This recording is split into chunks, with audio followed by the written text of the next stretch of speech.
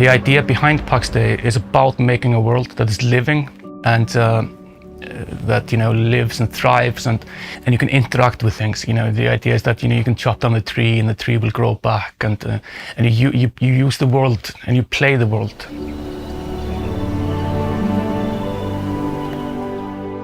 We have a bunch of different biomes in the game that have all their own unique both look and feel and what you can find in them. Yeah, we try to create a very distinct look for each of them. The world is huge.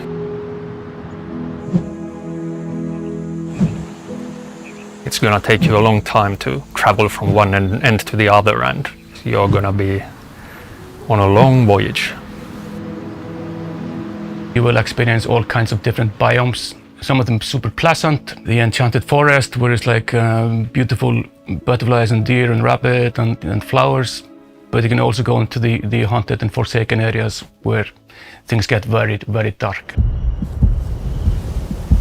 So with the world, we actually wanted to create this environment where you can have actual mastery and knowledge of different places of the world, and have that information be something that you can actually share into other players, and that actually being like a meaningful part of the whole experience of playing the game.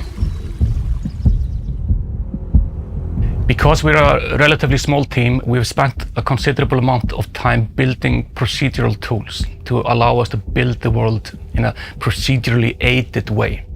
This means that we make rough sketches of the world, and we have procedural algorithms help us do with the erosion of the mountains and where the streams lie, and we have algorithms to grow the foliage, where the trees grow and stuff like that. So we can create incredibly detailed world that actually makes sense, and they look and feel very nice and realistic. But at the same time, they're also interactable, because all the data is stored in databases. So every tree exists. It's not just set dressing. You can cut on any tree in the game.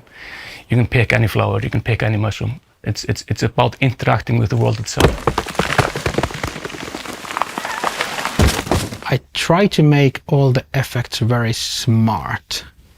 So instead of placing butterflies on every meadow and flies on every dungeon, I usually just have a system in the player that figures out where you are at the moment and then just spawns the effect that would suit that place the best.